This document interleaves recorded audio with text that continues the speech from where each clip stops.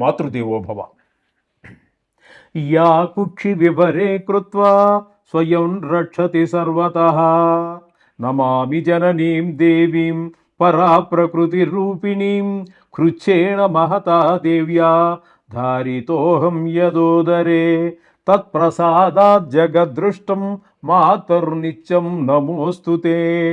పృథివ్యా యాని తీర్థాని సాగరాదీని సర్వతః వసంతి యత్ర తాం నౌమి మాతరం భూతిహేతవే. మాతృదేవో భవ, పితృదేవో భవ. ఇప్పుడు మనము చాలామంది కోరిక మేరకు శని భగవానుడు అంటే ఈ రోజు నుంచే ప్రారంభమవుతున్నది 2026 సంవత్సరం. ఈ సంవత్సరం రోజుల్లో ప్రధానంగా ఉండేటువంటి గ్రహాలన్నిటి గురించి కూడా మనం సంవత్సర ఫలితాల్లో చెప్పుకున్నాము. కానీ కొంతమంది ఎక్కువగా శని భగవాను యొక్క దృష్టి చేత కానివ్వండి, స్థాన బలం కానివ్వండి, స్థానం బలం లేకపోవటం వల్ల కానివ్వండి, శని భగవాను చేత బాధింపబడేటటువంటి వారు ప్రత్యేకించి మాకు శని గ్రహ ప్రభావం ఈ 2026 సంవత్సరంలో ఏ ఏ రాశుల వారికి ఎలా ఉంటుంది చెప్పమని అడగటం జరిగిందండి. దాని గురించి కేవలం మనం ఇప్పుడు శని భగవాను యొక్క ప్రభావం ఈ సంవత్సర కాలం పాటు 2026లో ఏ విధమైనటువంటి ప్రభావం ఉంటుంది అనేటటువంటిది వారు అడిగిన కోరిక మేరకు నాకు తెలిసినంత వరకు చాలా విపులంగా చెప్పడానికి నేను ప్రయత్నిస్తాను. ఇక్కడ ఈ సంవత్సర కాలం పాటు కూడా ఈ శని భగవానుడు మీనరాశిలోనే సంచారం చేస్తూ ఉన్నారు. అయితే ఈ శని భగవానుడు సామాన్యంగానే ఈ గోచార రీత్యా 3 జాగాల్లో 3 రాసులలో శుభ ఫలితాలు ఇస్తూ ఉంటారు. మిగతా అంతా కూడా అంటే 3 పోతే ఇక 9, 4 చూసి చూడనట్టుగా పోతూ ఉంటారు. 5 రాసుల్లో మాత్రం కొంచెం విపరీతంగా బాధిస్తారు. ఎట్లా అంటే 5 రాసులు ఏమంటే 7.5 అదే 7 నాటి శని 3 రాసులు, జన్మరాశికి వెనక రాశి, జన్మరాశికి ముందు రాశి, ఇట్లా 3 రాశులు అయిపోయినాయి అక్కడికి. ఇక అర్ధాష్టమ అంటే 4వ స్థానంలో శని భగవానుడు సంచరించేటటువంటి కాలంలో అష్టమ అంటే 8, అర్ధాష్టమ అంటే 4. అందుచేత అర్ధాష్టమ శని ఉన్న వాళ్ళు కూడా చాలా ఇబ్బంది పెడుతూ ఉంటారు ఆయన. అలాగే అష్టమ శని, అష్టమ స్థానం అంటే ఆయుస్థానం, ఆయు కారకుడు కూడా ఈయనే. కాబట్టి అష్టమ శని అనేటటువంటిది కూడా చాలా ప్రమాదకరమైనటువంటిది, కొంచెం ఎక్కువ ఇబ్బందులు గురి చేసేటటువంటిది. కాబట్టి ఈ 5 రాసులలో చాలా ఎక్కువగా ఇబ్బంది పెడుతూ ఉంటారు. మిగతా 4 చూసి చూడనట్టుగా అట్లా వెళ్ళిపోతూ ఉంటుంది. మామూలుగా 3 మాత్రమే ఆయన యోగిస్తారు.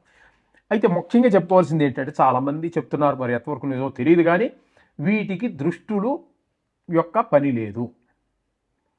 కొన్ని విశేష దృష్టిలు శని భగవానుడికి ఉన్నాయి. 3 గ్రహాలకు విశేష దృష్టి ఉన్నాయి, అందులో శని భగవానుడు ఒకడు. అయితే ఈ విశేష దృష్టిలో దీనికి సంబంధం లేదు. అలాగే యోగములు కొంతమంది చెబుతున్నారు, అది ఎంతవరకు తెలియదు. కానీ నా పరిజ్ఞానం సేకరించిన మార్కు గోచారంలో యోగములు ఏర్పడవు. ఏ గ్రహంతో అయినా యుతి ఏర్పడుగాక. కానీ అక్కడ వ్యక్తి అంటే మానవులకు చెప్పేటటువంటిది మరి ఏంటి, దేశానికి సంబంధించి వాటి గురించి చెప్పేటటువంటి విషయాన్ని పక్కన పెట్టండి. మనం మానవులు చెప్పుకునేటటువంటి జ్యోతిష్యంలో మాత్రం యోగములు ఏర్పడవు. ఇది ఒకటి మీరు గమనించుకోండి. అంటే నా ఛానల్ అభిమానించే వారి కోసం నేను చెప్తున్నాను, దీన్ని ఏదో కాంట్రవర్సీ చేయడానికి కాదు. ఓకే, ఈ విధంగా ఉంటుందండి. ఏ గ్రహం యొక్క గోచారంలో ఫలితాలు ఇదే విధంగా ఉంటూ ఉంటాయి. అయితే వీటి నుంచి మనం తప్పించుకునే మార్గమే లేదా అంటే ఉన్నాయండి, చాలా మార్గాలు ఉన్నాయి. ఇక్కడ ఈ శని త్రయోదశి అనేటటువంటిది మనకి త్రయోదశి రోజున శనివారం రోజున త్రయోదశి కనుక ఏర్పడినట్టయితే దాన్ని శని త్రయోదశి అంటారు. ఆ శని త్రయోదశి రోజున అంటే రోజు మనం పూజ చేసుకోవచ్చు, అది వేరే విషయం. ఆ రోజు మనం చేసేటటువంటి శని భగవానుడు చేసే పూజ మాత్రం చాలా విశేషమైన ఫలితాలు ఇస్తుంది. అందుచేత ఆ దోషాలు చాలా తొలగిపోయేదానికి అవకాశం ఉంటుంది. ఇటువంటి శని త్రయోదశులు ఈ 2026 సంవత్సరంలో 5 సార్లు వస్తున్నదండి. ఎన్నిసార్లు? 5 సార్లు శని త్రయోదశి వస్తున్నది. ఆ డేట్లు కూడా నేను చెప్తాను, మీరు రాసుకునేవాడు రాసుకోండి. 30 అంటే లేదంటే నేను కొంచెం మీరు రాసుకునేదాకా ఆగడం కుదరదు, కానీ మళ్ళీ వినండి, రాసుకోండి. మీకు రాసుకోవడానికి వీలుగా ఉండేటట్టుగానే నేను చెప్తాను.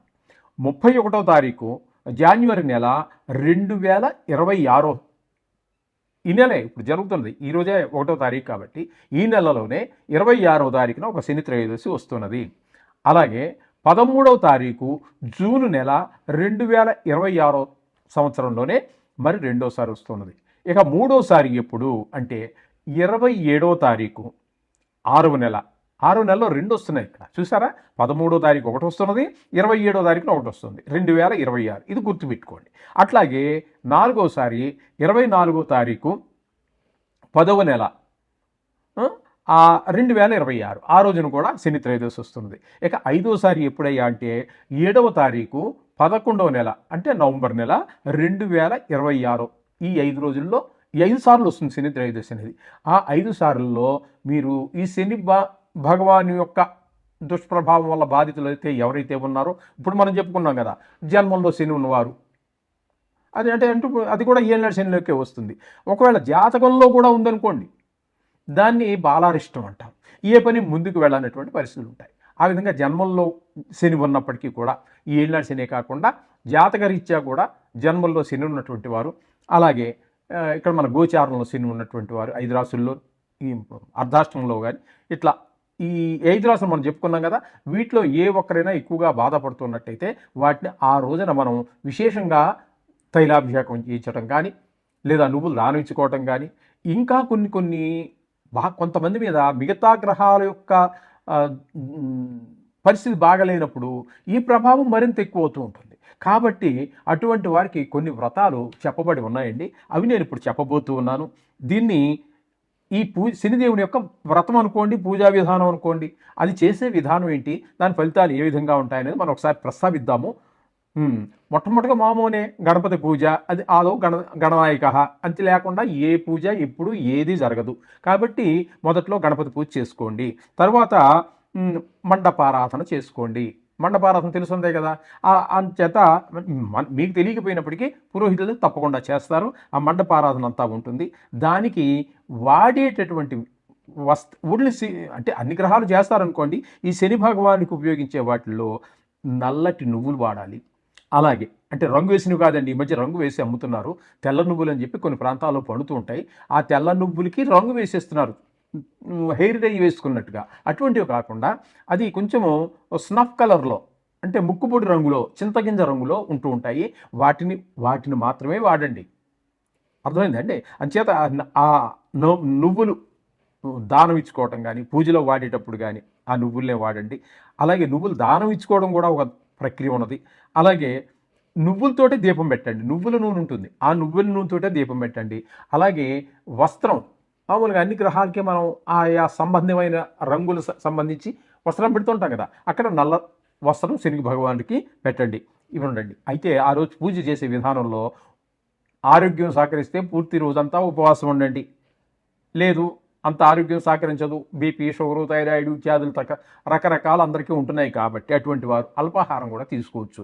అలాగే ఉపవాసం ఉన్నవాళ్ళు ఉపవాసం ఉండవచ్చు. ఏదైనా ఈ విధంగా మండపారాధన అంతా చేయాలి. చేసిన తర్వాత ఈ దానం ఇచ్చుకోవటం, హోమము, అజపము ఇవన్నీ ఉన్నాయి. ఈ విధంగా ఆ పూజ చేసుకోవటం వల్ల ఈ ప్రభావం వీళ్ళందరికీ కూడా ఇప్పుడు మనం చెప్పుకున్నటువంటి 4, 8, 7.5 అంటే 7 నాటి శని ప్రభావ దోషాలన్నీ కూడా పూర్తిగా తగ్గుతాయి. తద్వారా వచ్చే ఫలితం ఏ విధంగా ఉంటుందయ్యా అన్నట్టయితే, ఆ ప్రభావం తగ్గడం ద్వారా ఆర్థికమైనటువంటి ఫైనాన్షియల్ ప్రాబ్లమ్స్ ఉంటే సాల్వ్ అవుతాయి, ఆర్థిక ఇబ్బందులు తొలగిపోతాయి. ఉద్యోగ విషయంలో ఇబ్బందులుంటే అవి పోతాయి, వ్యాపార విషయంలో ఇబ్బందులుంటే అవి పోతాయి. వ్యవసాయం చేసే వాళ్ళకు కూడా చాలా ఉన్నాయి ప్రాబ్లమ్స్, అటువంటి వారి సమస్యలు కూడా చాలా తొలగిపోతాయి.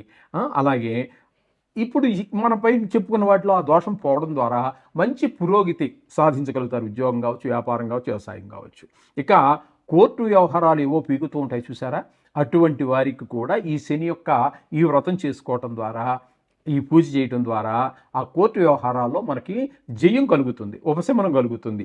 ఇక కొంతమందికి ఆరోగ్యం బాగుండదు, అష్టమస్థితి ఉందనుకోండి, అది ఆయుస్థానం, ఆయుష్కారకుడు, అది వాళ్ళకి కొంచెం ప్రాణభయం ఉండేటువంటి అవకాశం ఉంటుంది. అటువంటి వాళ్ళకి అనారోగ్యాలు వచ్చే అవకాశం ఉంటుంది. వాళ్ళందరికీ కూడా ఆరోగ్యం బాగుండేటటువంటి ఉంటుంది, దీర్ఘాయుష్ వస్తుంది. అలాగే చతుర్థ స్థానం అనేటప్పటికి అర్ధాష్టమ శని అంటున్నాం, అది 4వ స్థానాన్ని మనం సుఖస్థానంగా చెప్పుకుంటున్నాం. ఆ సుఖాలన్నిటికీ దూరం అయిపోతూ ఉంటాడు. కాబట్టి ఈ పూజ చేయడం ద్వారా ఆ శని భగవానుడు శాంతించడం ద్వారా మనం అన్ని సుఖాలు పొందగలుగుతాం. ఇన్ని ప్రయోజనాలు ఈ శని భగవాను యొక్క వ్రతం ద్వారా మనకు సంక్రమిస్తాయి. ఇది అందరూ గుర్తుపెట్టుకోండి. 1-4 సార్లు వినండి. ఇది ఖచ్చితంగా చెప్తున్నాను. ఇంతవరకు ఎవరు చెప్పి ఉండకపోవచ్చు, తెలియదని కాదండి, ప్రత్యేకించి శని గురించి చెప్తున్నాను కాబట్టి నేను చెప్తున్నాను. ఇది చాలా ఇంపార్టెంట్గా మీరు తీసుకుంటారని నా భావన. ముఖ్యమైనదిగా, చాలా ముఖ్యమైనటువంటి విషయంగా మీరు తీసుకుంటారని నా భావన. ఇకపోతే ఇందులోనే ఈ సంవత్సర కాలంలో అంతా ఇలాగే ఉంటుందా అంటే కొన్ని మార్పులు చేర్పులు ఉండొచ్చు. వక్రగతి, రిట్రాగ్రేషన్ అంటాం మనం ఇంగ్లీష్లో. దీన్ని వక్రగతి కూడా కొంత నడుస్తోంది ఈ సంవత్సర కాలంలో. అదేంటంటే ఎప్పుడంటే 2026లో 7వ నెలలో, అంటే జూలై నెలలో ప్రారంభం, 26వ తారీఖున ప్రారంభమయ్యి 10వ తారీఖు 12వ నెల డిసెంబర్ 26 వరకు కూడా వక్రగతిలో, అంటే సుమారుగా 137-138 రోజుల పాటు అక్కడ సంచారం చేస్తున్నారు. అయితే ఈయన ఇక్కడి నుంచి మళ్ళీ వెనక్కి వెళ్ళే ప్రసక్తి లేదు. ఆయన అక్కడే ఉంటారు, శని భగవానుడు అదే మీనంలో ఉంటారు, కానీ ఫలితాన్ని మాత్రం వెనక స్థాన ఫలితాన్ని ఇస్తారు. ఇది గమనించుకోండి. ఓకే, ఇది అందరూ గుర్తుపెట్టుకోండి. మిథున రాశి వారికి శని భగవానుడు 2026వ సంవత్సరంలో ఈ సంవత్సరం అంతా ఏ విధమైనటువంటి ఫలితాలు ఇవ్వబోతున్నారు అనేది మనం సశాస్త్రీయమైన పద్ధతులు తెలుసుకునే ప్రయత్నం చేద్దాము. ఇందులో నా యొక్క సొంత కవిత్వం కానీ, నా కల్పనలు కానీ, నాది అంటూ ఏమీ ఉండదని శాస్త్రం ఎంతవరకు చెబుతున్నదో అంతే చెప్పడం జరుగుతుంది. మీకు ఇందులో ఏదో మీరు వాళ్ళ గురించి చెప్తాను, లేకపోతే కోటీశ్వరుడు అయిపోతాం, స్త్రీలు, ఇవన్నీ నేను చెప్పానండి. అది ఎందుకంటే శాస్త్రంలో ఉంటే చెప్తాను, శాస్త్రంలో లేవు కాబట్టి శాస్త్రంలో ఎంతవరకు ఉందో అంతవరకే నేను చెప్తాను. ఎవరినో ఏదో చెప్పి వాళ్ళని సంతోష పెట్టాల్సిన పని లేదు. అలాగని చెప్పేసి వాళ్ళని భయభ్రాంతులకు గురి చేసేటటువంటి అవకాశం కూడా, అవసరం కూడా నాకు లేదు. ఇది గమనించుకోండి. శాస్త్రం వరకు కావాలి అనుకుంటే మా ఛానల్ మీరు తప్పకుండా చూడండి, వీక్షించండి, ఫాలో అవ్వండి. ఓకే, ఇప్పుడు మిథున రాశి వారికి కనుక తీసుకున్నట్టయితే శని భగవానుడు దశమ స్థానంలో సంచారం చేస్తున్నాడు. దశమ స్థానంలో శని భగవాను యొక్క సంచారం తీసుకున్నట్టయితే ఏ విధమైన ఫలితాలు వస్తాయి అనేది శాస్త్రకారులు చెప్పినటువంటివి. వ్యాకులం శోక సంతాప, పాపం ఉద్యోగ విఘ్నకం, కృష్యాది సర్వ విఘ్నంచ దశమస్తే భవేచ్ఛనో. దశమస్తే అంటే 10వ స్థానంలో కనుక ఆయన ఉన్నట్టయితే, శని భగవానుడు ఉన్నట్టయితే ఇచ్చేటటువంటి ఫలితాలు ఏంటంటే అవి విచారం, వివిధ రూపాలైనటువంటి కష్టాలు సంభవిస్తూ ఉంటాయి, పాపకార్యాలు చేయటము, చేసే వృత్తిల్లో అనేక రకాలైనటువంటి చిక్కులు, ఆ వ్యాపారం ముందుకు వెళ్ళకపోవడమే కాకుండా దానికి ఎవరో అడ్డు తగలటం, ఏవో పనిష్మెంట్లు, అది ఇందులో కలిసిందని, అది మనం చేసి ఉన్నాం కానీ మనం ఎక్కడ సరుకున్నామో అక్కడే జరిగి ఉండవచ్చు. అటువంటివి ఏవో అలా ఉండొచ్చు. వ్యాపారం అయితే వ్యాపారం, వ్యవసాయం అయితే వ్యవసాయం, ఏ విషయం అయితే ప్రతి వారు ఏదో వృత్తి చేస్తూనే బతుకుతారు కదండి. ఆ వృత్తి చేసేటటువంటి వృత్తి ఏ వృత్తి అయినా కావచ్చు కాక ఆ వృత్తిలో అనేక రకాలైనటువంటి ఇబ్బందులు కలగజేస్తూ ఉంటారు. అన్ని వ్యతిరేక ఫలితాలు కలుగుతూ ఉంటాయి. ఈ విధమైన ఫలితాలన్నీ కూడా శని భగవానుడు ఈ మిథున రాశి వారికి సంక్రమింపజేస్తూ ఉన్నారు. అయితే ఇక్కడ మధ్యలో ఏమవుతుంది అంటే కష్టాలుగానే ఉంటాయి, కానీ చిన్న మార్పు ఉంది. ఆయన ఏంటంటే 26వ తారీఖు జూలై నెల 2026 నుంచి ఒక 10వ తారీఖు డిసెంబర్ నెల 2026 వరకు 137 రోజుల పాటు వక్రగతిలో ఉంటారు. అంటే ఆయన అక్కడి నుంచి కదలడు, కానీ ఇచ్చే ఫలితాన్ని మాత్రం భాగ్యస్థాన ఫలితాన్ని, అంటే 9వ స్థాన ఫలితాన్ని ఇస్తూ ఉంటారు. అక్కడికి వచ్చేటప్పటికి అవి కూడా అనుకూలమైన ఫలితాలు కాదు. కాబట్టి మొత్తం మీద శని భగవానుడు ఈ మిథున రాశి వారికి సంవత్సరం అంతా వ్యతిరేక ఫలితాలు ఇస్తూ ఉన్నారు. అంటే ఆ కష్టాల్లో మార్పులు ఉంటాయన్నమాట. ఆయన వక్రగతి ద్వారా రావటం ద్వారా కష్టాల్లో వేరే రకమైన కష్టాలు వస్తాయి, అంతే తప్పితే ఆయన అయితే శుభ ఫలితాలు అయితే ఇవ్వజాలరు. ఇది గమనించుకోండి. ఇప్పుడు ఇందాక మనం పైన చెప్పుకున్నటువంటి ఆ వ్రతాలు అయితే ఉన్నాయో, అభిషేకాలు అయితే ఉన్నాయో, వాటినన్నింటినీ మీరు సద్వినియోగపరచుకోండి. ఇక మనం ప్రతినిత్యము చెప్పుకునేటటువంటి నవగ్రహ శ్లోకాలు రోజు చదువుకుంటున్నారు కదా, నేను 2.5 సంవత్సరాలు చెప్తూనే ఉన్నాను. అందుచేత మీకు అందరికీ నోటికి వచ్చేసే ఉంటాయి. అవి కూడా చేసుకోండి. చేసుకున్నట్టయితే చాలా మంచి సత్ఫలితాలు వస్తాయి. వాటి యొక్క శని భగవాన్ యొక్క మన మీద ఉన్నటువంటి ఆ దుష్ఫలితాలన్నీ పోయి సుఖమైనటువంటి జీవనం గడపడానికి అవకాశం ఏర్పడుతుంది. శుభం.